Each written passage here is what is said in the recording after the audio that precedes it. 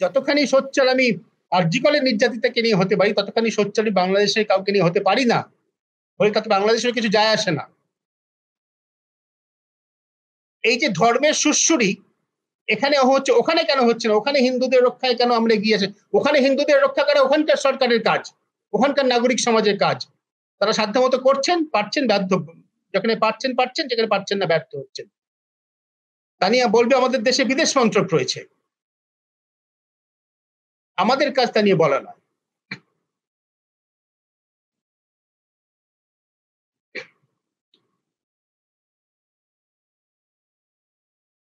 রাজনীতি যেভাবে ঢুকে পড়ার চেষ্টা করবেই এই ঘটনাতে, সেভাবে মিডিয়ার কিছু কিছু ভূমিকা নিয়ে যথেষ্ট প্রশ্ন জাগার অবকাশ রয়েছে।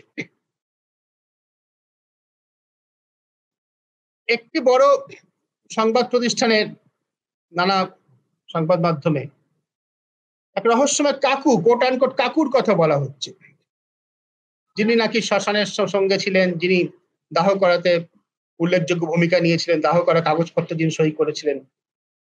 আমি খবর নিয়ে জেনেছি এই ভদ্রলোক সত্যি ওই মেয়েটির প্রতিবেশী, পাশের বাড়ি, নির্যাতিতা মৃতা যিনি, সত্যি একে কাকু বলে ডাকতেন। এবং কন্যা যাদের মারা গিয়েছে সেই অবস্থায় বাবা মার পাশে সারাক্ষণ এই ভদ্রলোকই ছিলেন। এই ভদ্রলোক মোটেই তৃণমূল কংগ্রেসের বর্তমান কোনো নেতা নন। ইনি পানিহাটি পুরসভার একজন প্রাক্তন কাউন্সিলর এবং বামপন্থী। তার নামটা বর্তমানে একজন ওই অঞ্চলের তৃণমূল নেতার নামের সঙ্গে মিলে যায়। সেই সুবাদে তাকে রহস্যময় কাকু কাকু বলে উল্লেখ করা হচ্ছে। এটা কিন্তু রহস্যের সুশ্রুরি জানার চেষ্টা মাত্র। যেখানে যাতায়াত করছেন ওই সাংবাদিকরা, আমি ওখানে যাইনি। ওই যে প্রথমে শুরু করছিলাম এই বলে যে আমি রাস্তায় নামিনি, কিন্তু ওখানে গিয়েছেন এরকম সাংবাদিকদের থেকে আমি শুনেছি, এবং তাদের আমার বিশ্বাস করার যথেষ্ট কারণ আছে। তারাই আমাকে এটা জানিয়েছেন। এই যে অকারণে সুশ্রুরি দেওয়ার চেষ্টা, অকারণে রহস্য তৈরি করার চেষ্টা, তার মধ্যে অন্য অনেক কিছু থাকতে পারে। আপনারা নিশ্চয়ই লক্ষ্য করেছেন যে একটা মেসেজ, হোয়াটসঅ্যাপ মেসেজ খুব ঘুরছিল একটা সময়, এখন সীমিত হয়ে গেছে। দিন 7-10 আগে 4-5 জন ডাক্তারের নাম, তাদের মধ্যে একজন হচ্ছে দাস মহাপাত্র, যে নামে রাজ্যে একজন মন্ত্রী রয়েছেন। বাকি 5 জনের মধ্যে 4টি নামই মুসলিম নাম, একটি মহিলার নাম। তারা এই ঘটনার সঙ্গে জড়িত, সেই দিন রাত্রে ডিউটিতে ইত্যাদি ইত্যাদি বলে সার্কুলেট হচ্ছিল এই মেসেজটা। অল্ট নিউজ, যারা এই খবরের সত্যাসত্য যাচাই করার ব্যাপারে যাদের দক্ষতা প্রশ্নাতীত, তারা তাদের মধ্যে একজন সম্পর্কে বিস্তারিত অনুসন্ধান করে। বাকিদের সম্পর্কে আমি কিছু জানি না, কি বাকি নামগুলো, তারা আদৌ সেই নামে ডাক্তার আছেন কিনা, সেই দিন ডিউটিতে ছিলেন কিনা, আমি কিচ্ছু জানি না। কিন্তু একজনের সম্পর্কে অল্ট নিউজ নির্দিষ্ট করে অনুসন্ধান করে, এ নামে সত্যি একজন ডাক্তার রাজ্য করে আছেন, তাকে পাওয়া গিয়েছে। তিনি ঘটনার ঘটে গেছে যেদিন, তার পরের দিন সকালবেলা, অর্থাৎ যেদিন মৃতদেহ আবিষ্কার হয়েছে, সেই দিন 3টের সময় সতীর্থদের থেকে খবর পেয়ে হাসপাতালে প্রথম আসেন। তার আগে তিনি অফ ডিউটিতে ছিলেন। এই সমস্ত বার্তা কোথা থেকে ছড়ানো হচ্ছে, কি উদ্দেশ্যে ছড়ানো হচ্ছে, তা নিয়েও প্রশ্ন করার অবকাশ রয়েছে।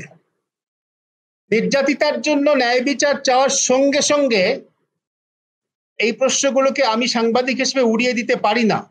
কারণ রাজনীতি, দলীয় রাজনীতি এখনো পর্যন্ত সেভাবে আসেনি, কিন্তু রাজনীতি অনিবার্যভাবে এসে পড়েইছে ইতিমধ্যে।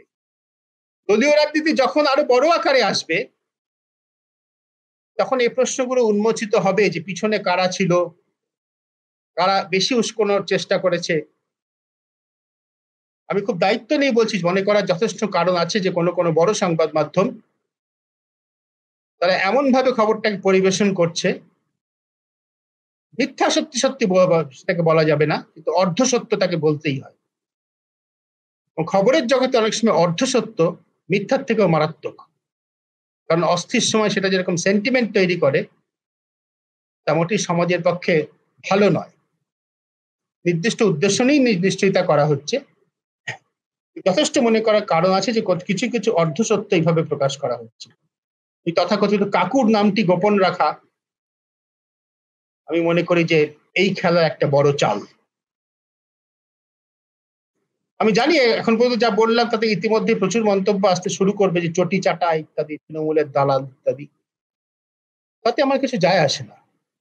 যায় আসে না এই জন্য আমি মনে করি সাংবাদিক হিসেবে আমার কর্তব্য যাকে আমি সত্যি বলে করছি, যাকে আমি মিথ্যা বলে সত্যি বলা, যাকে মিথ্যা বলে করছি বা যাকে যাকে যার সম্পর্কে প্রশ্ন আছে, মিথ্যা বলছি না, যার সম্পর্কে প্রশ্ন আছে সেটা তুলে ধরা।